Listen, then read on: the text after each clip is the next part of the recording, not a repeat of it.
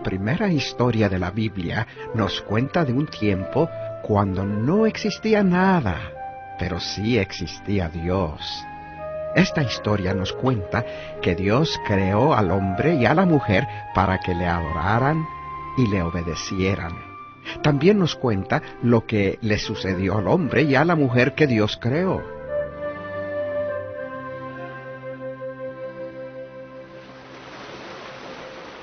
En 6 días Dios formó el mundo entero.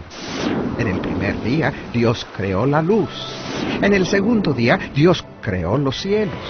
En el tercer día Dios creó la tierra y todas las plantas y árboles con frutas deliciosas para comer.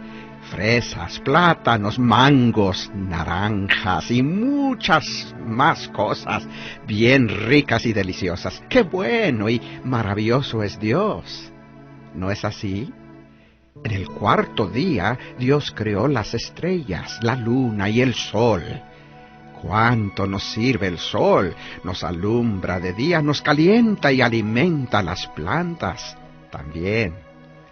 En el quinto día, Dios creó las aves del cielo y los peces del mar. ¡Qué maravilloso que Dios creó cosas vivientes e interesantes a la vez! En el sexto día, Dios creó los animales, y Dios vio que todo lo que había creado era bueno. Pero Dios quiso crear a seres vivientes que pudieran glorificarle a Él y que pudieran vivir con Él para siempre. Otra vez tenemos que decir que es maravilloso que Dios haya creado seres como tú y yo. En el huerto de Edén, que Dios creó para Adán, habían frutas deliciosas y aguas cristalinas, hermosas aguas para refrescar el huerto. ¡Qué bueno es Dios que ha creado un mundo tan bellísimo! Pero Dios vio que Adán necesitaba a una compañera. Un día, mientras Adán dormía, Dios le sacó una costilla y de ella formó a Eva, la esposa de Adán. ¡Qué maravilloso que Dios nos ha creado exactamente como Él quería! Todo lo que Dios creó es perfecto. Dios te creó a ti y a mí también, tal y como Él quería. Seamos altos o pequeños, ricos o pobres, saludables o sin salud, Dios nos ama tal y como somos. Gracias a Dios que te quiere. Alto o pequeño, rico o pobre, saludable o sin salud, Dios te quiere tal y como tú eres. Gracias a Dios que nos ama tal y como somos. Pues bien, en el séptimo día, día número 7, Dios vio todo lo que había hecho, que era bueno en gran manera, y Dios descansó en el séptimo día.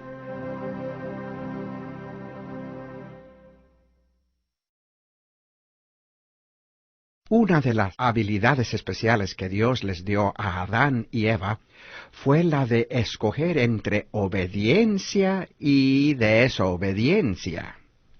Todos los días tú y yo también tenemos que escoger entre la obediencia y la desobediencia. Pues bien, allá en el huerto de Edén había 2 árboles frutales, el árbol de la vida y el árbol de la ciencia del bien y del mal. Dios les dijo a Adán y Eva que no comieran de esas frutas. Un día, Satanás había decidido desobedecer a Dios. Dios lo había arrojado del cielo. Desde entonces, Satanás ha tratado de destruir a Dios y a su creación. Pero eso jamás será posible, gracias a Dios. Bueno, Satanás entró en aquel huerto de Edén en la forma de una serpiente y le dijo a Eva que desobedeciera a Dios.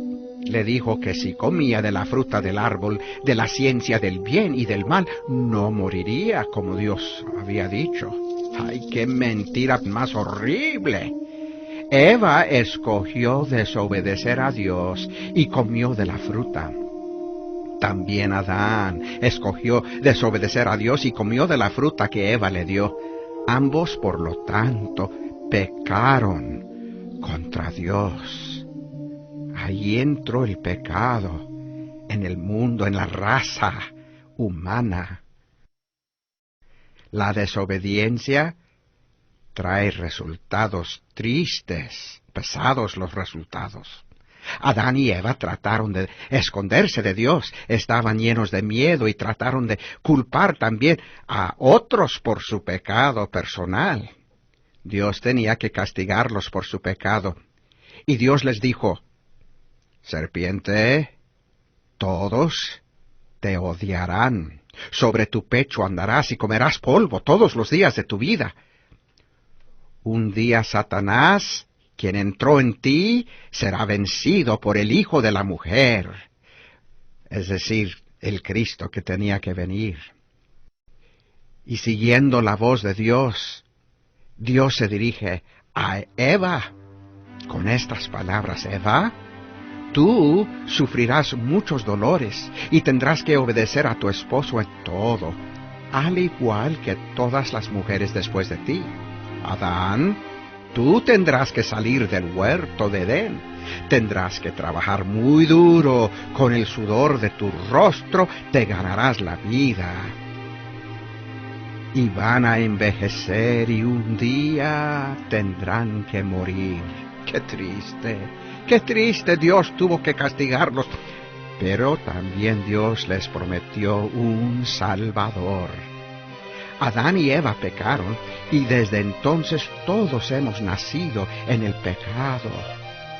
Así que tú y yo hemos pecado, y algún día moriremos. Pero tú puedes ser perdonado todos tus pecados si recibes a Cristo, el Salvador que Dios prometió a Adán y Eva. Así que aunque tu cuerpo muera, tu alma podrá vivir para siempre con Dios allá en la gloria. Pero tú tienes que personalmente pedirle perdón a Dios por tus pecados y aceptar a Cristo como tu Salvador. Nadie puede hacer esto en tu lugar, tú tienes que hacerlo.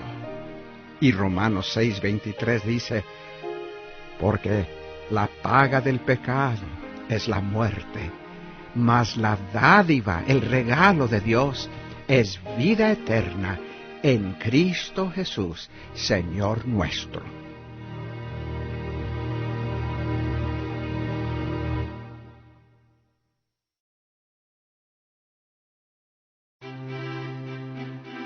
La Biblia dice que Enoc caminaba con Dios, predicaba a los impíos y se fue al cielo sin morir.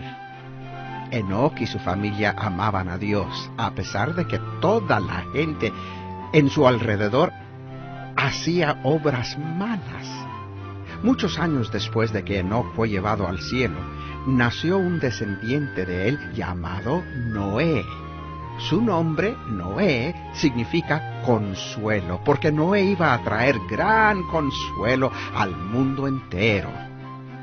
A medida que Noé crecía, su padre le enseñaba acerca de la creación, acerca de la fe de Abel y de la promesa del Redentor que tenía que venir. Sus padres le contaban acerca de su bisabuelo, Enoc, quien caminó con Dios. Bueno, pues Noé propuso en su corazón que él también caminaría con Dios y le obedecería en todo. Con el tiempo, Noé se casó y tuvo 3 hijos, Sem, Cam y Jafet, a quienes les enseñó a amar al Dios del cielo. Mientras Noé enseñaba a sus hijos a hacer el bien, el resto de las familias en la tierra seguían pecando cada día más y más. Solamente pensaban en las fiestas y en divertirse en sus parrandas. Muchos de los descendientes de Enoc se habían olvidado de Dios, vivían en desobediencia a Dios. Y la Biblia dice que la tierra estaba llena de violencia. El Dios que creó el mundo decidió destruir el mundo, ya que estaba tan lleno de pecado y violencia.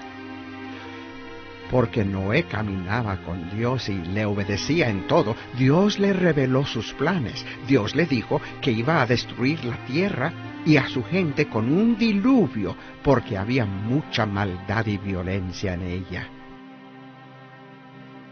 Pero tú y tu familia, dijo Dios a Noé, estarán salvos en un barco que llamarás arca, y no morirán en el diluvio. Pues bien, Dios le mandó construir aquel arca según ciertas medidas exactas, meter la comida y los animales en ella y entrar en el arca con su familia. Noé y su familia hicieron exactamente lo que Dios le mandó que hiciera. El trabajo les tomó 120 años. Mientras Noé construía el arca, les predicaba a sus vecinos, les decía que Dios iba a mandar un diluvio para destruir la tierra. Les dijo, los que crean en Dios podrán salvarse en este arca, pero los que no creen serán destruidos. Crean en Dios y obedézcanle. Pero tristemente, aquellos vecinos de Noé seguían pecando contra Dios y se burlaban de Noé, el siervo de Dios. ¡Ay, qué loco aquel viejo barbón! No sabe nada, está soñando de que va a caer del cielo agua. Nunca se ha visto tal cosa. Está trastornado ese viejo loco. Los únicos que creyeron y confiaron en Dios fueron Noé y su familia. Los demás rechazaron la salvación que Dios les ofrecía, porque en sus corazones eran pecadores sin Dios y sin esperanza. En el arca había salvación y protección y seguridad. Noé y su familia entraron en el arca y Dios mismo les cerró la puerta, sellando esa puerta con un beso de promesa de guardarlos seguros. De esta familia escogida descendió el mismo Salvador prometido de Dios, Jesucristo. Dios no quiere que nadie se pierda, sino que se arrepientan de sus pecados, así dice el apóstol Pedro. La Biblia también dice que la lluvia duró 40 días y que las aguas cubrieron la tierra durante 5 meses más.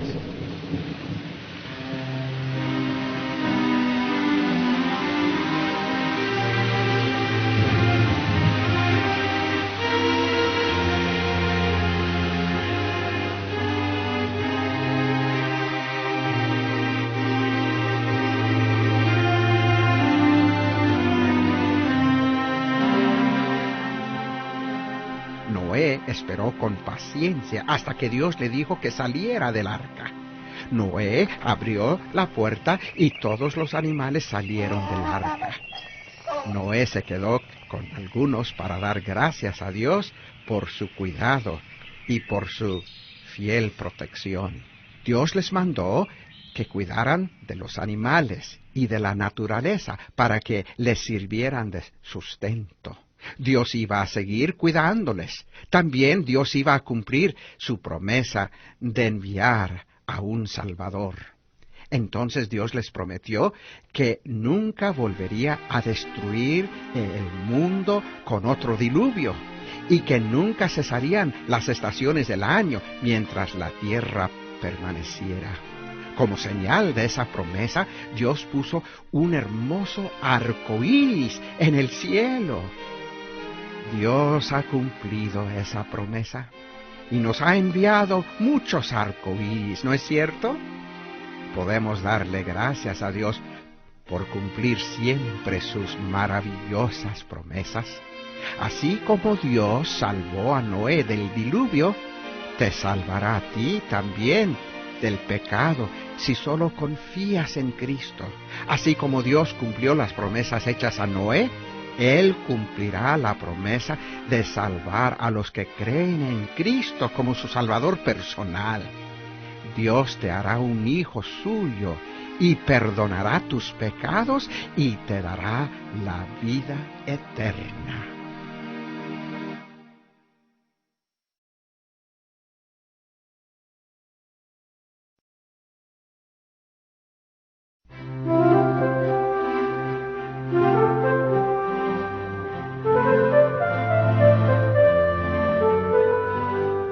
Ahora nos toca contarles algo de aquella maravillosa historia de cómo el eterno Dios, el Dios creador de los cielos y de la tierra, el Dios de Adán y Eva, el Dios de Noé, de Abraham, de Isaac y Jacob, el Dios de Daniel, cómo ese infinito Dios se hizo un infante.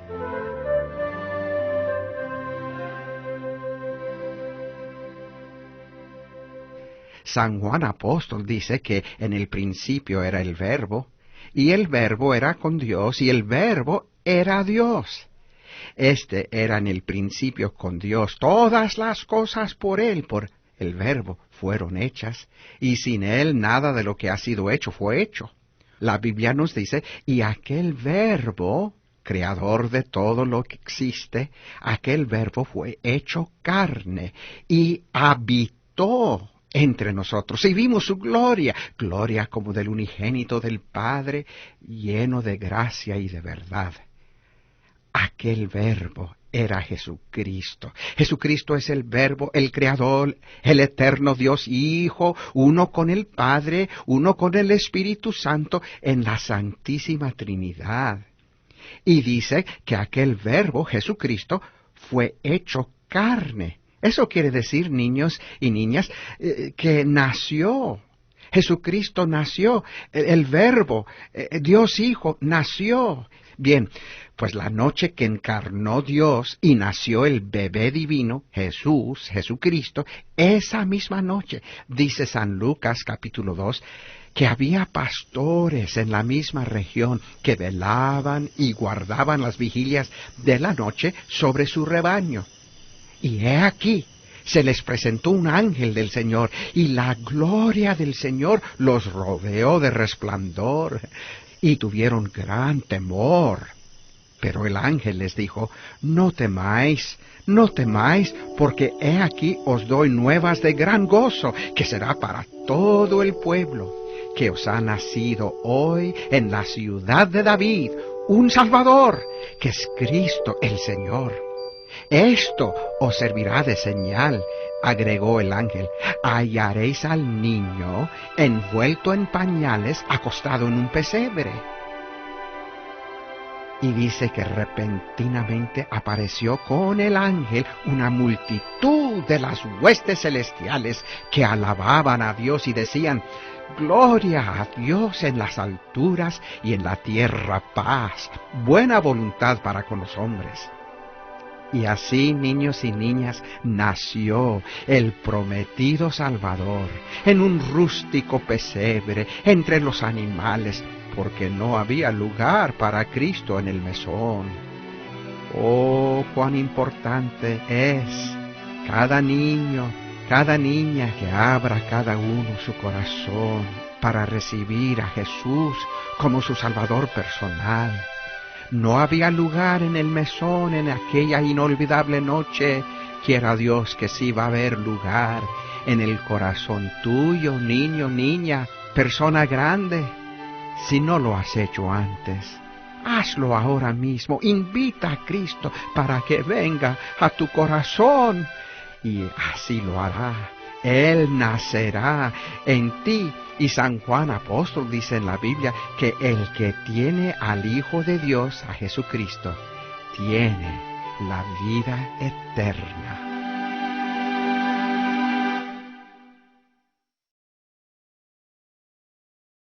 Hola de nuevo, niños y niñas. La historia bíblica para hoy es bastante bastante emocionante. Tiene que ver con un hombre loco que vivía en el cementerio. Andaba desnudo y cuando algunas personas trataron de atarlo, él simplemente rompía las cadenas y seguía gritando y asustando a la gente que pasaba y vivía por ese sector. Había una razón por la que andaba sin ropa. Una razón bien básica. Y porque vivía entre las tumbas y tenía tanta fuerza. Esa razón era porque estaba poseído por demonios. En una palabra, niños y niñas, era un endemoniado. Ahora presten mucha atención porque vamos a saber qué le pasó cuando Jesús, nuestro Señor y Salvador Jesucristo, se acercó por esa región. Dice la Biblia que cuando Jesús salió de una barca, enseguida vino a su encuentro de los sepulcros un hombre con un espíritu inmundo que tenía su morada en los sepulcros, y nadie podía atarle, ni aun con cadenas, porque muchas veces había sido atado con grillos y cadenas, mas las cadenas habían sido hechas pedazos por él, y desmenuzados los grillos, y nadie le podía dominar. Y siempre de día y de noche aquel andaba dando voces en los montes y en los sepulcros e hiriéndose con piedras. Cuando vio aquel a Jesús de lejos, dice la Escritura que corrió y se arrodilló ante él y clamando a gran voz dijo: «¿Qué tienes conmigo, Jesús, Hijo del Dios Altísimo? Te conjuro por Dios que no me atormentes». Eso dijo porque Jesús le había dicho: «Sal de este hombre, espíritu inmundo». Entonces Jesús le preguntó: «¿Cómo te llamas?» Y aquel hombre respondió: «Legión me llamo porque somos muchos». Eso quiere decir, niños y niñas, que había muchos demonios en aquel triste hombre. Y le rogaba mucho a Jesús que no los enviase fuera de aquella región. Dice la Biblia que había allí, cerca del monte, un gran hato de cerdos paciendo. Y le rogaron todos los demonios diciendo: «Envíanos a los cerdos para que entremos en ellos». Y luego Jesús les dio permiso, y saliendo aquellos espíritus inmundos, entraron en los cerdos, los cuales eran como 2000, y el hato se precipitó en el mar por un despeñadero, y en el mar se ahogaron. Después, la Biblia nos dice que los que apacentaban los cerdos huyeron y dieron aviso en la ciudad y en los campos, y salieron a ver qué era aquello que había sucedido. Vienen a Jesús y ven al que había sido atormentado del demonio y que había tenido legión. Y dice que lo vieron allí sentado, vestido y en su juicio cabal. ¡Qué salvación tan hermosa! Sentado, ya no desesperado, ya no como una fiera arriba y abajo, vestido, ya no desnudo, y en vez de loco y trastornado, dice en su juicio cabal. Pero luego agrega algo inesperado. Dice: y tuvieron miedo. Y les contaron los que lo habían visto cómo le había acontecido al que había tenido el demonio y lo de los cerdos. Se puede imaginar que la mayoría de la gente de ese sector sabía del hombre loco. Ahora bien, uno pensaría que todos aquellos vecinos que habían llegado a ver a ese hombre totalmente cambiado por Jesucristo se sentirían un profundo gozo por el milagro que había sucedido a una persona tan desesperadamente perdido como aquel loco. Todos debían estar contentos, felicitando a la vez a Cristo y al hombre cambiado, con un apretón de mano, con abrazos fuertes de agradecimiento por un acontecimiento tan increíble que solo Dios podía haberlo hecho. Pero, triste como nos es creerlo, no sucedió así. Dice la Biblia que aquellos vecinos, en vez de apreciar la gran obra de Dios en la vida de aquel hombre loco, al verlo tranquilo, vestido y con su juicio completo, comenzaron a rogar a Jesucristo que se fuera de esa región. Para ellos, el ganar dinero era más importante que salvar un hombre de los demonios. Es triste decirlo, pero es cierto que hoy en día sucede igualmente. Hay muchas personas que se afanan más por tener posesiones que por salvar sus almas. Jesucristo dijo, porque ¿qué aprovechará el hombre si ganare todo el mundo y perdiere su alma? ¿O qué recompensa dará el hombre por su alma? Dando desde luego a entender con lo dicho que lo más importante de la vida no es acumular riquezas, sino salvar el alma, y así evitar el infierno eterno. Ah, querido amigo, amiguita, niños, niñas, personas grandes que me escuchan, cuando los vecinos le rogaron a Jesús que se fuera de su sector y que no se quedara con ellos, ¿piensas tú que Cristo se opuso mucho y comenzó a protestar? No, no. Jesús no obliga a nadie a amarle, ni a creer en Él. La salvación no es a raíz de fuerza. Tiene que ser algo voluntario. Jesús se fue, pero nos imaginamos que salió bien triste por la dureza de los corazones de las gentes de ese sector. En una ocasión, nuestro Señor Jesús dijo, «He aquí, yo estoy a la puerta y llamo. Si alguno oye mi voz y abre la puerta, entraré a él y cenaré con él y él conmigo». Si esta puerta se refiere al corazón de una persona, podemos entender que Jesús no entra sin permiso. No va a tumbarle la puerta a uno para meterse donde no ha sido invitado. Alguien ha comentado que la puerta del corazón no tiene manilla por fuera, solo se puede abrir de adentro. ¿Cómo reacciona tu corazón, amigo, amiguita, a este relato?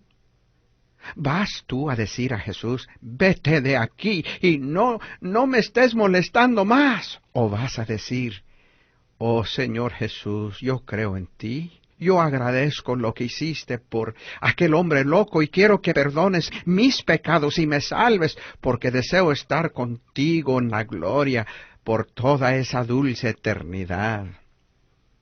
El hombre loco que fue sanado por Jesús le dijo al Señor, déjame ir contigo. Pero la Biblia nos cuenta algo bien sorprendente. Dice, mas Jesús no se lo permitió, sino que le dijo, vete a tu casa, a los tuyos, y cuéntales cuán grandes cosas el Señor ha hecho contigo y cómo ha tenido misericordia de ti. Después nos dice que se fue y comenzó a publicar en Decápolis cuán grandes cosas había hecho Jesús con él. Y dice que todos se maravillaban. Con este hermoso ejemplo podemos ver que Dios tiene un plan para cada hijo suyo. Dios desea que compartamos lo que Él ha hecho en nuestra vida con los nuestros. Dice la Biblia que Dios no quiere que ninguno perezca, sino que todos procedan al arrepentimiento. Si Dios te ha salvado a ti, Él quiere usarte para alcanzar a otras almas con el mensaje de salvación en Cristo. El hombre loco fue sanado por Jesucristo y no se quedó llorando cuando Jesús no le permitió acompañarlo en su ministerio. Simplemente obedeció el mandato de Cristo, tal como lo debemos hacer nosotros también. Para terminar, vamos a recordar que Cristo es el único que puede salvar una alma. La Biblia nos dice en Hechos 4:12, Pedro apóstol es el que está hablando, y dice, y en ningún otro hay salvación, porque no hay otro nombre bajo el cielo dado a los hombres en que podamos ser salvos.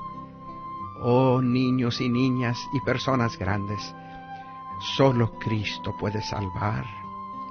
Solo Cristo murió por mis pecados y los tuyos también, y resucitó al tercer día. Y por eso leemos en Romanos 10:13, porque todo aquel que invocare el nombre del Señor, es decir, del Señor Jesucristo, será salvo. Si nunca te has arrepentido de tus pecados para pedir salvación y perdón a Cristo, yo te ruego que lo hagas, y que lo hagas ahora mismo.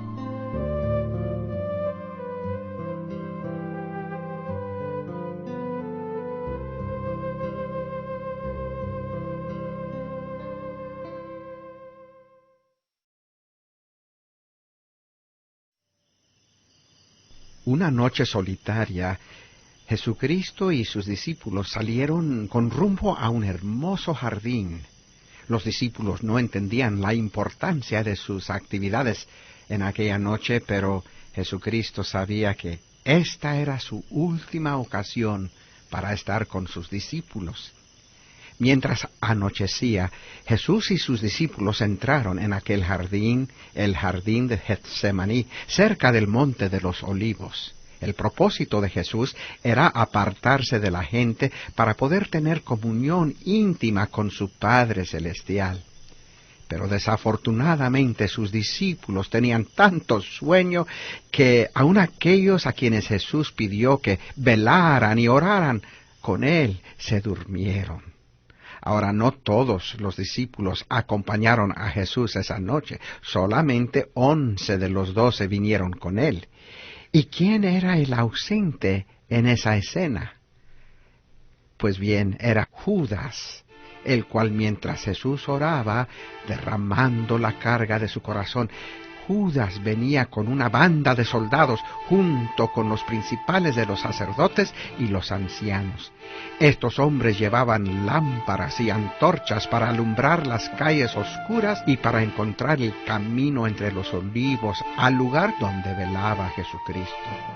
El clamor de tal grupo rompió el silencio de aquella noche, y Jesucristo se levantó de sus rodillas para ver quién venía. Los soldados tomaron a Jesús para apresarlo. Pedro intentó defender a su Señor y con su espada le cortó la oreja a uno de los soldados. Jesús, al ver esto, sanó la oreja y reprendió a Pedro, diciéndole: si yo buscara ser librado de esta situación, podía haber llamado a un ejército de ángeles para ayudarme. Aquellos soldados tomaron preso a Jesús, mientras Pedro y los demás discípulos huyeron, dejando a su Señor en las manos de aquella multitud. Los soldados, los sacerdotes y los ancianos volvieron a Jerusalén con Jesús preso y atado. Lo llevaron primero a la casa de Anás, el suegro del sumo sacerdote. Después de que Anás interrogara a Jesús, le llevaron a la casa de Caifás, el sumo sacerdote, donde los escribas y los ancianos estaban reunidos esperándolo. Querían hacer todo lo posible durante la madrugada para presentar su acusación delante de Pilato, el gobernador romano. Temprano, desde luego, buscaron a personas que dijeran mentiras en contra del Señor Jesús para hacer que Pilato creyera que Jesús merecía morir. Era muy difícil encontrar cómo acusarlo, aunque algunos le acusaron falsamente, pero sus acusaciones no concordaban, y según la ley de Moisés necesitaban por lo menos 2 testigos que dijeran lo mismo. Por fin, Caifás le preguntó: ¿no contestas nada? Por unos momentos nadie dijo nada, esperando la respuesta. Pero Jesús se quedó callado, no procuró defenderse. Entonces Caifás volvió a hablar: te conjuro por el Dios viviente que nos digas si eres tú el Cristo, el Hijo de Dios. Nuestro Señor le contestó, yo soy, y ustedes van a ver al Hijo del Hombre sentado a la derecha del Dios poderoso y viniendo en las nubes del cielo. Al oír eso, Caifás rasgó sus vestidos para mostrar su horror, porque él creía que eso era una blasfemia contra Dios. Dijo, «¡Ha blasfemado! ¿Qué más necesidad tenemos de testimonio? Ustedes han oído la blasfemia. ¿Qué les parece?» Y todos dijeron que era culpable de muerte. Así que tomaron a Jesús y lo azotaron. Aunque todos los discípulos huyeron cuando los soldados prendieron a Jesús, sabemos que por lo menos 2 de ellos, Pedro y Juan, volvieron y siguieron a su Señor. Juan, puesto que conocía a Caifás, entró durante la interrogación de Jesús. Más tarde se dio cuenta de que Pedro estaba fuera y quería entrar. Juan salió y habló con la portera y metió a su amigo Pedro adentro. Hacía frío y Pedro se juntó a un grupo que estaba calentándose alrededor de un fuego en el patio. Estaba inquieto y preocupado por lo que le estaban haciendo a Jesús. 3 veces esa madrugada, diferentes personas preguntaron a Pedro si él era uno de los discípulos de Jesús. Y 3 veces Pedro negó a su Señor. La última vez oyó cantar el gallo. Y Pedro recordó las palabras que Jesús le había hablado el día anterior. Antes de que el gallo cante, me negarás 3 veces. En ese momento Jesús salió del juicio con Caifás y miró a Pedro.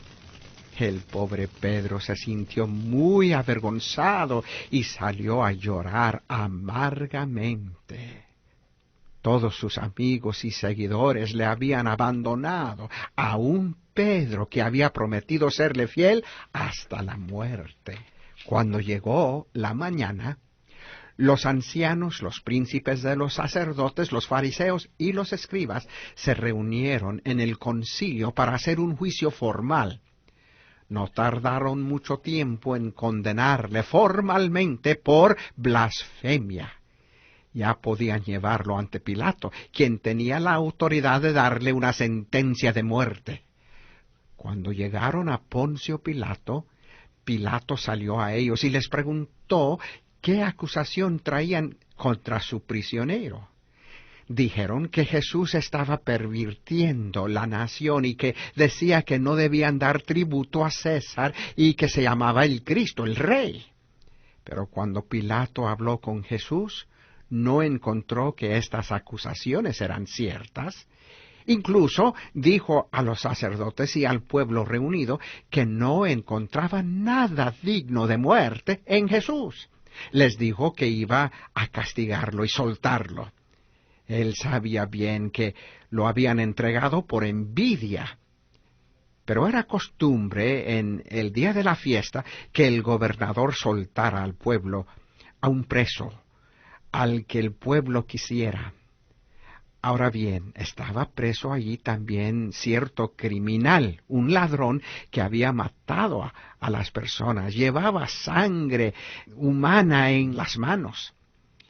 Y Pilato preguntó, ¿a quién quieren ustedes que les suelte? ¿A Barrabás o a Jesús, que se dice el Cristo? Parece increíble, niños y niñas, pero aquellos sacerdotes y jefes tanto querían matar a Jesús que dijeron al pueblo que pidieran que soltaran a Barrabás, aquel criminal cruel. Así que Pilato le soltó a Barrabás y Jesús fue azotado cruelmente. Sin embargo, los soldados no se contentaron con todo eso, sino que también tejieron una corona de espinas y la pusieron en su cabeza.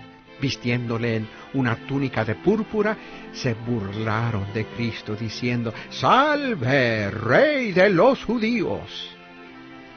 Pilato esperaba que los judíos estuvieran satisfechos con tanto sufrimiento. Les dijo, «¿Qué quieren que haga con el que llaman el Rey de los judíos?». Pero aquellos judíos, su propio pueblo, gritaron: «¡Sea crucificado! ¡Crucifícalo! ¡Crucifícalo!». Pilato intentó aún más soltar a Jesús, pero los judíos porfiaban y gritaban más y más diciendo que si soltaba a Jesús no era amigo de César. Oyendo eso, Pilato se asustó porque temía perder el puesto que tenía bajo la autoridad de César. No sabía qué hacer. Por fin, viendo que el alboroto crecía, tomó agua y se lavó las manos delante de todo el pueblo. De ese modo quiso salir de su responsabilidad como juez. Les dijo: «Yo soy inocente de la sangre de este justo. ¡Allá ustedes!». Y el pueblo dijo: «Su sangre sea sobre nosotros y sobre nuestros hijos». Su nación y su pueblo, niños y niñas, habían rechazado a Cristo. Increíble, pero cierto. Sus discípulos, por miedo, lo habían abandonado y negado. Y Pilato, para asegurar su puesto, soltó a un criminal y entregó al Hijo de Dios para ser crucificado. Pero lo bueno, lo magnífico de todo esto es que Jesús no sufrió tanto en vano. Lo hizo para ti, para que tú y yo no rechazáramos a Cristo, sino le aceptaras. Amigo que me escuchas, amiguita, aceptarle a Cristo como la única salvación que hay en todo este mundo, el único Salvador de nuestras almas, el solo Dios y Salvador que tiene poder para perdonarte todos tus pecados y venir a ser tu Salvador único y todo suficiente.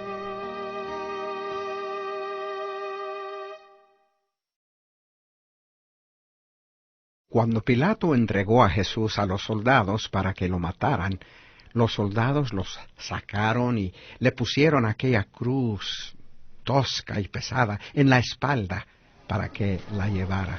Había mucha gente en las calles contemplando lo que sucedía.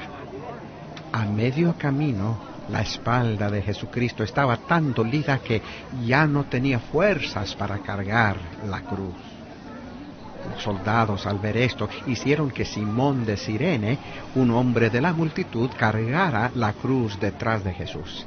Caminaban cuesta arriba hacia el monte que se llamaba el Calvario. ¿Qué quiere decir calavera? Lo llamaban calavera porque cuando se veía desde lejos parecía una calavera. A pesar de todo el mal que le hacían, nuestro Señor Jesús no protestó nada, cumpliendo así lo que dijo el profeta Isaías. Angustiado él y afligido, no abrió su boca, como cordero fue llevado al matadero, y como oveja delante de sus trasquiladores, enmudeció y no abrió su boca. Eran las 9 de la mañana y había muchos espectadores. Algunos estaban allí para burlarse, otros porque amaban a Jesús y otros simplemente por curiosidad. Delante de toda esta gente, desvistieron a nuestro Señor, le pusieron sobre las espaldas aquella pesada cruz, le clavaron las manos y los pies. Entonces levantaron la cruz y la plantaron en un hueco que habían hecho, dejando todo el peso del cuerpo del Señor colgado de sus manos traspasadas. Fue un dolor terrible. Se hacía peor al pasar los minutos y las horas. Aún durante todo ese sufrimiento, Jesús en su amor decía: «Padre, perdónalos, porque no saben lo que hacen». Cuando le habían crucificado, los soldados, como era costumbre, repartieron la ropa de Jesús entre sí. Normalmente dividían la túnica del condenado en partes, uno para cada soldado. Pero la túnica de Jesús era muy especial porque no tenía costura. Así no quisieron romperla, echaron suertes y uno de ellos se la llevó. Los soldados no sabían que estaban cumpliendo la profecía que dice: repartieron entre sí mis vestidos y sobre mi ropa echaron suertes. Jesús estaba colgado en la cruz y sobre su cabeza había un título que decía: Este es Jesús de Nazaret, Rey de los judíos. Jesús fue crucificado en medio de dos ladrones. Estos ladrones se burlaron del Señor. Uno le dijo: si tú eres el Cristo, sálvate a ti mismo y a nosotros. Pero luego el otro ladrón, al verlo todo, creyó en el Señor Jesús, se arrepintió y reprendió al que se burlaba, diciendo: ¿no temes a Dios estando en la misma condenación? Nosotros estamos sufriendo lo que merecemos, pero éste no hizo nada malo. Este ladrón miró a Jesús y dijo: acuérdate de mí cuando vengas en tu reino. Él creyó que Jesús era el Mesías, el prometido Salvador, el Hijo de Dios, y que su reino vendría aunque estaba muriendo.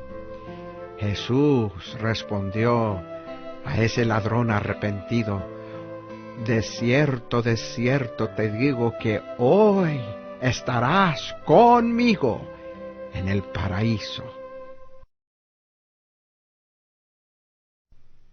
Al llegar el mediodía, una oscuridad espantosa cubrió toda la tierra. Duró 3 horas. Dios estaba mostrando claramente su desagrado con el pecado. Nada se veía en esas tinieblas. Jesús sentía la culpa y la vergüenza de todos los pecados del mundo. Sabía que su Padre no podía ver ese pecado y que le había dado la espalda. Sentía tanto la separación de su Padre, con quien había estado desde la eternidad del pasado, que gritó a gran voz, con fuerza: Dios mío,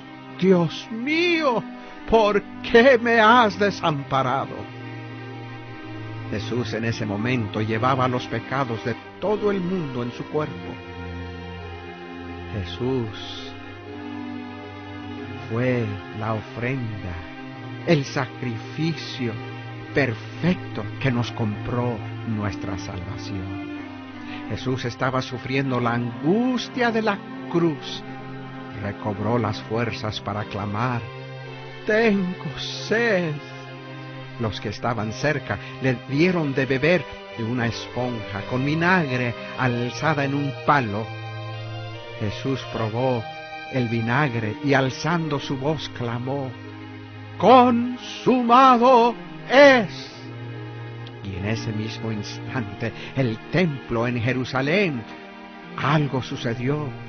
Una cosa increíble: el velo del templo que separaba el lugar santo del lugar más santo, el lugar santísimo, se rasgó desde arriba hacia abajo. Jesús había ofrecido su vida, el sacrificio perfecto ante Dios, para pagar la deuda de nuestros pecados, abriendo el camino a Dios para todo hombre que cree en Él, toda mujer, todo niño, toda niña.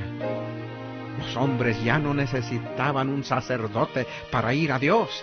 El velo ya no separaba a Dios y al hombre. Cristo, en verdad, niños y niñas y personas grandes, Cristo es el único camino al Padre y a la gloria. Después de la muerte de Jesús, unos judíos pidieron el cuerpo de nuestro Señor y se arrimaron a Pilato para pedir que pudieran ellos hacer el entierro. José de Arimatea, un hombre noble que servía a Jesús en secreto, ofreció una tumba nueva para enterrar a Jesús. Y Nicodemo, otro noble, trajo mirra y perfumes para preparar el cuerpo de nuestro Señor para el entierro.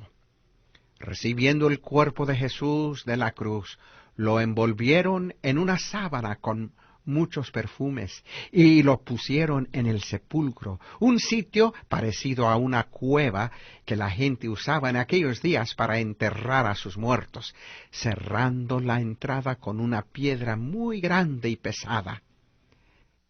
Amigo que me escuchas, ¿qué vas a hacer con aquel sacrificio que Cristo hizo por ti? ¿Le vas a rechazar como le rechazaron todas las personas que ayudaron con su muerte? ¿O como aquel ladrón que fue crucificado con él, le vas a aceptar con una fe sencilla, pidiendo misericordia y perdón por tus pecados? Cristo sufrió todo el dolor de aquella tosca y pesada cruz para pagar tu deuda por el pecado y para proveerte la vida eterna. Oh, niño, niña, persona grande, acéptalo hoy como tu Salvador personal, único y todo suficiente. Al terminar nuestra historia anterior, habíamos dejado a los creyentes muy tristes. Estaban tristes por la muerte del Señor Jesús. Pero los discípulos no tenían que estar tristes. ¿Saben, niños y niñas, por qué no tenían que estar tristes? Pues porque Jesucristo les había prometido, mientras vivía, que iba Él a resucitar después de 3 días. Pero sus discípulos no se acordaban de aquella promesa de la resurrección. Sin embargo, otros sí se acordaban. ¿Y quiénes eran ellos? Pues eran los enemigos de Jesús, los príncipes de los sacerdotes. Ellos fueron a Pilato, el que había condenado a Jesús, y pidieron una guardia para vigilar la tumba de Jesús, porque temían que sus discípulos vendrían a robar el cuerpo de su maestro, y para decir así que Cristo había resucitado. Los soldados estaban guardando el sepulcro un sábado por la noche. En la oscuridad, antes del amanecer, de repente un terremoto pero grande los sacudió. El ángel del Señor descendió del cielo, llegó al sepulcro, removió la piedra y se sentó sobre ella. ¡Qué espectáculo tan tremendo! El ángel parecía un relámpago por lo brillante. Su vestido era blanco como la misma nieve. Aquellos pobres soldados se asustaron tanto que se cayeron aterrorizados al suelo y quedaron como si estuvieran muertos. Mientras tanto, María Magdalena y María, la madre de Jacobo, y Salomé habían salido temprano, todavía oscuro, para llevar especias aromáticas, para ungir el cuerpo del Señor Jesús. Se había enterrado aquel cuerpo tan rápidamente el día de su muerte. Esas mujeres iban preguntándose, ¿quién nos quitará la piedra de la tumba? Porque desde luego era una piedra bien grande y pesada. Ya había salido el sol cuando llegaron. ¿Y saben qué? De repente que van mirando que la piedra ya estaba quitada. María Magdalena creía que se habían llevado al Señor y corrió como el viento a decírselo a Pedro y a Juan. Las otras mujeres entraron en la cueva que era su tumba y vieron a un ángel sentado al lado derecho. Aquel ángel estaba vestido de una larga ropa blanca. Se espantaron, pero aquel ángel les respondió, no se asusten, yo sé que ustedes están buscando a Jesús de Nazaret, el que fue crucificado. No está aquí, porque ha resucitado. Vean el lugar donde le pusieron. Y ellas vieron el lugar donde había estado el cuerpo de nuestro Señor Jesús. Recuerden lo que Él les dijo, que era necesario que Él fuera crucificado y que resucitara al tercer día. Entonces, al fin se acordaron de las palabras preciosas de Jesucristo. El ángel les dijo: vayan a decir a sus discípulos y a Pedro que Jesús va antes que ustedes a Galilea. Allí le verán, tal como él se los dijo.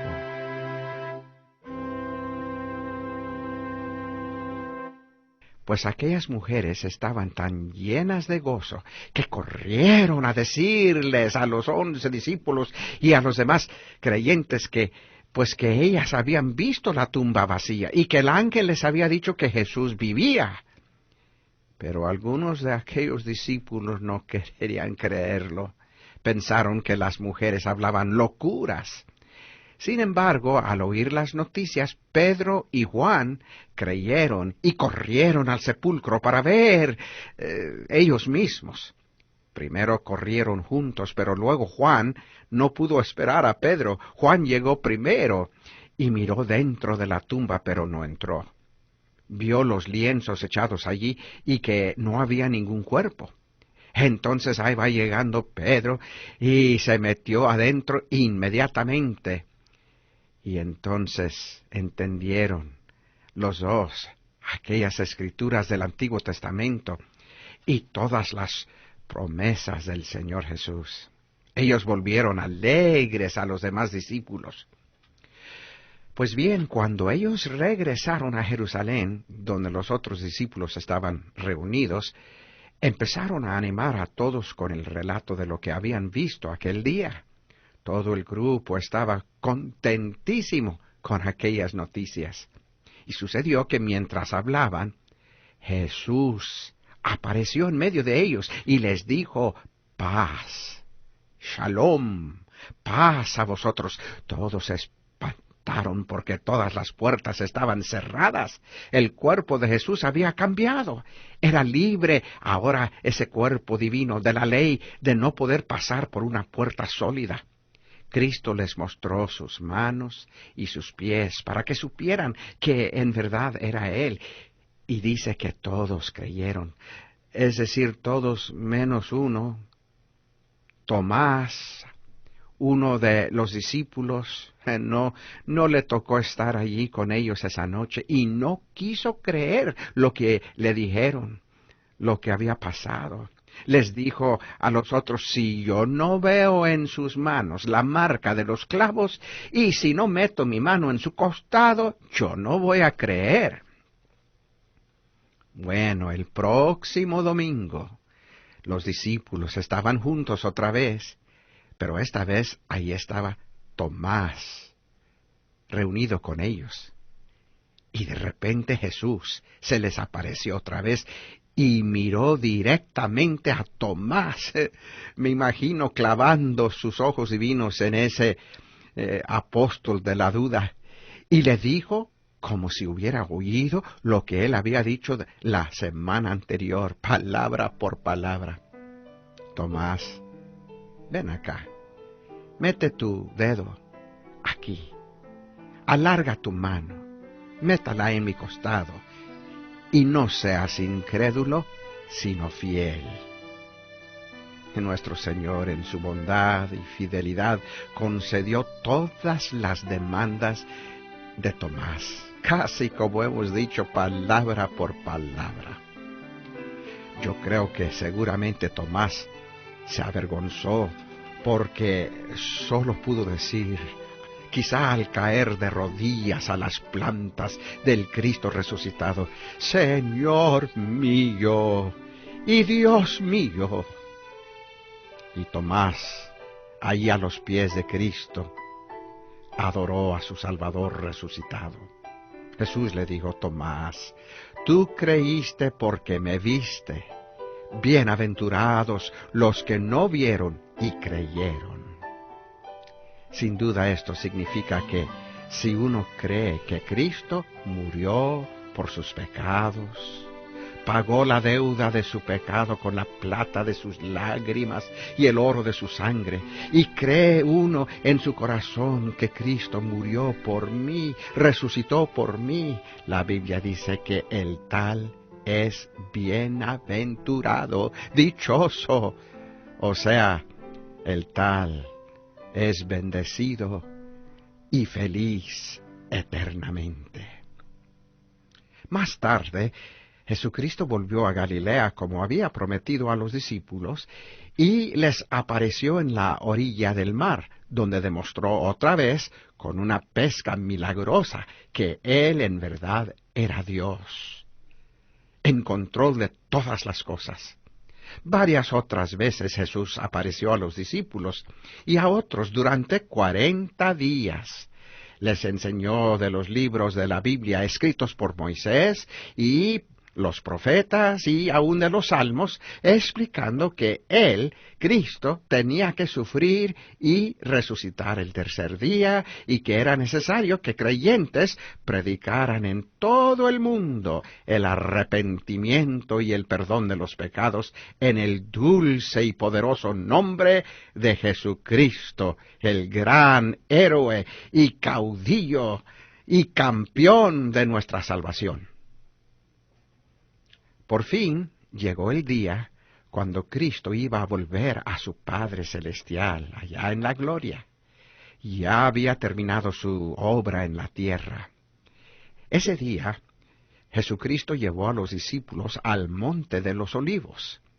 Ahí les mandó una vez más que predicaran en Jerusalén, en toda Judea, en Samaria y en todas partes del mundo, para que todos supieran que podían ser salvos por el sacrificio divino que Él había hecho en la cruz.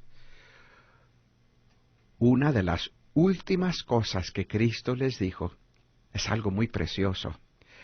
Cristo prometió estar con ellos todos los días, aún hasta el fin del siglo.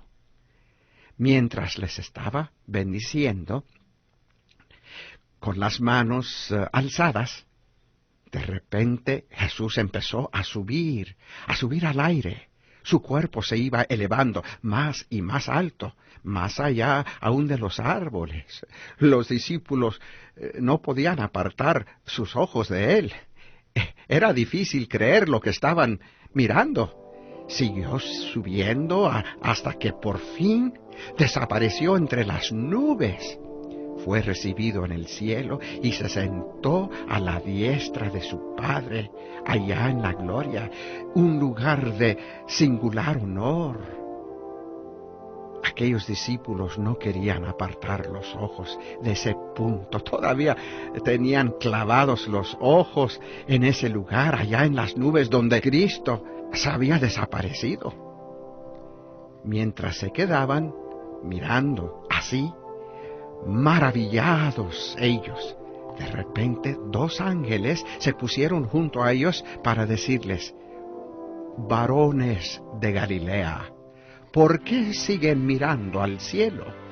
Este mismo Jesús que ha sido tomado de ustedes al cielo, vendrá a sí mismo como le han visto irse al cielo. Sí, niños y niñas y personas grandes, Jesús murió y resucitó de los muertos por ti, querido oyente. Y Cristo quiere que tú también les digas a tus amigos, a tus seres queridos, a los que te rodean, que tú les digas acerca del perdón del pecado que ellos también pueden tener en Cristo. Nosotros debemos ser como aquellos discípulos que con la ayuda del Espíritu Santo divulgaron las buenas noticias a todo el mundo.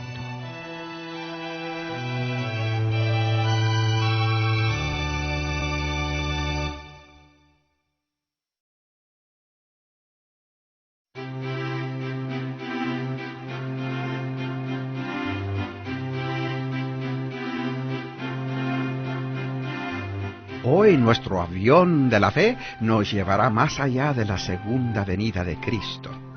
Después del reino milenial, nuestro Señor Jesucristo seguirá reinando para siempre, por los siglos de los siglos. El Padre, el Hijo y el Espíritu Santo reinarán eternamente. La Biblia dice que habrá un cielo nuevo y una tierra nueva.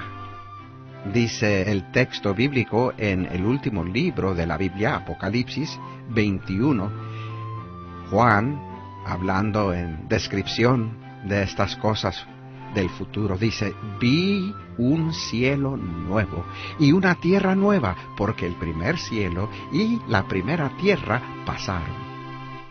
En esta tierra donde vivimos hay dos clases de gente: los creyentes y los inconversos. Pero en la nueva tierra serán permitidos solamente los creyentes. El apóstol Juan vio la santa ciudad, la nueva Jerusalén que descendía del cielo. Esta ciudad es tan hermosa, niños y niñas, que nos es difícil comprender su belleza. La gente que vive en ella es santa y pura, redimida por Cristo y su sangre divina. Las calles de la Nueva Jerusalén son de oro y nos hacen pensar en Jesucristo, el cual dijo: yo soy el camino. La Nueva Jerusalén tampoco tendrá necesidad de la luz del sol ni de la luna. ¿Por qué? Porque la gloria de Dios y de Cristo la iluminarán. Allí no habrá noche, siempre habrá luz, siempre habrá alegría. Por último, Juan vio el nuevo paraíso, parecido a un nuevo y glorioso huerto de Edén. Se encuentra en el centro de aquella ciudad, y allí está el trono de Dios y de Cristo.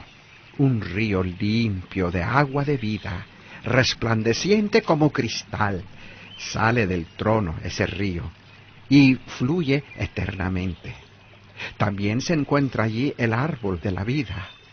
Todos los habitantes de la ciudad vivirán eternamente para fin de servir y alabar y bendecir a Dios. Luego el mismo Señor Jesucristo le habló a Juan haciéndole una promesa hermosa, que es en verdad la última promesa de la Santa Biblia. En el versículo 12, el Señor dijo: he aquí, yo vengo pronto. Y luego repite en el versículo 20, ciertamente vengo en breve. Y la última invitación en la Biblia se encuentra en el capítulo 22 y el versículo 17. Y el Espíritu y la esposa dicen: ven. Y el que oye, diga: ven. Y el que tiene sed, venga. Y el que quiera, tome del agua de la vida gratuitamente. Y la última oración de la Biblia se encuentra en el versículo 20. ¿Cómo dice esa última oración? Amén. Sí, ven, Señor Jesús. Oh, niños y niñas y personas grandes, todos debemos orar así. Puede ser que Cristo venga en cualquier momento. Quizá venga hoy mismo. Ojalá así fuera, que hoy mismo el Señor cumpla su promesa, donde dijo Él una vez: y si me fuere y os aparejare lugar, vendré otra vez, y os tomaré a mí mismo, para que donde yo estoy, vosotros también estéis. ¿Puedes tú en este instante oír esa dulce y tierna voz de Dios, el Espíritu Santo que te dice: ven? La esposa de Cristo, o sea, la iglesia, los hermanos en Cristo, todos los creyentes que también te están diciendo: ven, ven, hijito, ven corriendo a los pies del crucificado y resucitado Cristo de poder, el Cristo de perdón. Ven, ven a Cristo, pídele que te limpie de todos tus pecados. Cristo te perdonará, te recibirá como miembro de la familia de Dios. Algún día podrás entonces vivir con Él en aquella santa y bellísima ciudad, la Nueva Jerusalén. Jerusalén, la eterna ciudad de paz. Si nunca has recibido a Cristo como tu Salvador personal, lo puedes hacer ahora mismo. Puede ser que mañana, hijito, hijita, sea demasiado tarde. No tardes en venir a Cristo. Acepta disfrutando de la mano horadada de Cristo, esa invitación que Él te está extendiendo. Este futuro hogar celestial es solamente para aquellos que aceptan esta invitación. Los que la rechazan no podrán jamás entrar en aquella gloria. Los últimos capítulos de la Biblia, Apocalipsis 21 y 22, dicen 3 distintas veces que ninguna persona mentirosa, que habla mentira, que ama la mentira, que usa la mentira, entrará en el cielo. Estas son palabras bien serias. Niños, niñas, personas grandes, mentirosos no van a entrar a la gloria. Pero queda en pie una pregunta. ¿Quién de nosotros no ha echado mentira alguna vez en la vida? Y peor, algunos practican la mentira con bastante frecuencia. Quizá tú, mi amigo, mi amiga, sabes bien que has caído en este muy serio y peligroso pecado de echar mentira. Serio porque Cristo dice que el diablo es mentiroso. Y más, Cristo dice que el diablo es el padre de la mentira. Cuando tú echas mentira, te estás portando no como Cristo, sino como el diablo. Cristo dijo, yo soy el camino, la verdad y la vida. Nadie viene al Padre sino por mí. Si tú sabes bien que has mentido, que has sido culpable de engañar, y quizá de muchos otros pecados, como por ejemplo, faltarles respeto a tu papá y a tu mamá, has desobedecido a tus padres y peor, a Dios, entonces tú necesitas venir a Cristo Jesús y venir a Él con corazón humilde y arrepentido y decirle, oh Cristo Jesús, único Hijo de Dios, sálvame, perdóname todos mis pecados, mis mentiras, mis malas acciones y reacciones.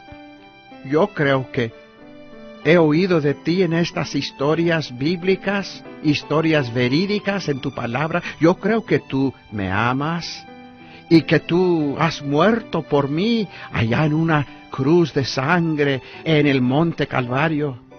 Que tu muerte fue por mí, para salvarme a mí, y que tú no te quedaste muerto, sino al tercer día tú te levantaste de entre los muertos y vives y me estás escuchando.